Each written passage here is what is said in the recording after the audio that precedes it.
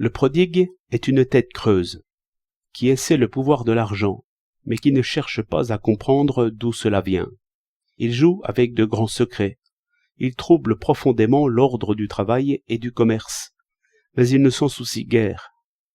Ainsi la probité, s'il en garde, pousse sur un creux et n'a pas de bonnes racines.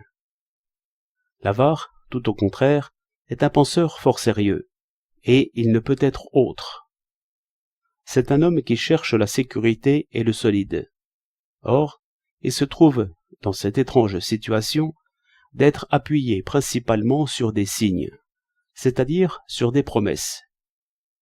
Qu'est-ce que pièce de monnaie ou billet de banque, si ce n'est promesse? Et ce qui est promis, c'est toujours du travail. L'oisif peut transmettre des titres et des promesses, mais ce n'est pas lui qui tient les promesses.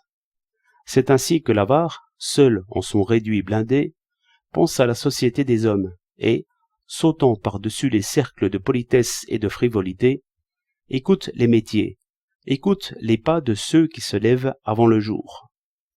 Il écoute et il comprend que ce mouvement matinal est ce qui sauve la richesse.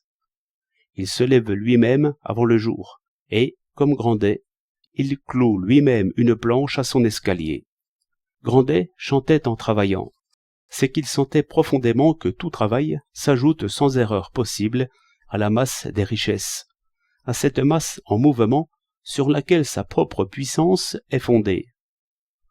L'avare ne peut en rester à cette idée qu'en échange de l'or on a ce qu'on veut. Il ne le peut parce qu'il aime l'or. Ce qu'on aime, on arrive toujours à le comprendre, et en quelque sorte à le percer d'une attention véhémente. Que peut-on attendre du billet, et même de l'or, si la disette vient? Et d'abord, que peut-on attendre du billet, et même de l'or, si la disette vient? Et d'abord, que peut-on attendre de l'or si l'incendie détruit les ateliers et les magasins? Il ne faut qu'une négligence pour que le tas des provisions soit réduit, ce qui diminue évidemment le pouvoir de l'or.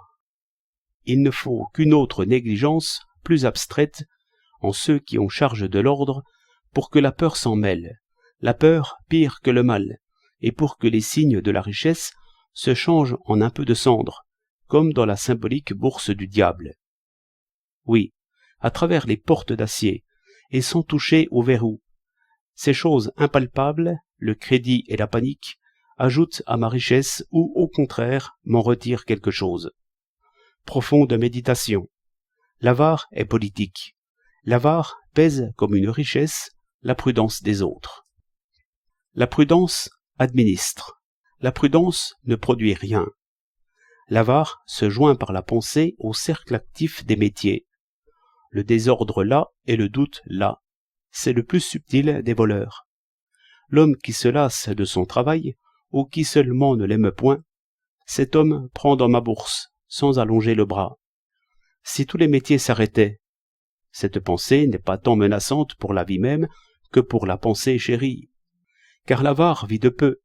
C'est sa pensée qui est exigeante. C'est la richesse contemplée, non employée, qui est atteinte la première. C'est son Dieu qui est offensé. Aimer et penser, c'est un travail qui mène loin. Quel que soit l'objet aimé ou pensé, il faut que le champ des méditations s'élargisse. Il faut que l'avare se représente l'engrenage des travaux mordant bien, et les hommes contents. L'esprit avare sera socialiste, s'il est esprit. Je veux dire que, sous le nom de capitalisme, il arrive que l'on pense deux choses tout à fait opposées. Savoir le bénéficiaire, qui consomme follement sans jamais remonter à la source des richesses, et l'avare véritable, qui tout au contraire consomme peu et honore le travail.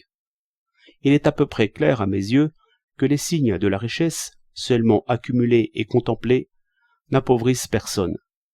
Il m'est tout à fait clair qu'un train de luxe, un avion, une parure de dentelle appauvrissent tout le monde.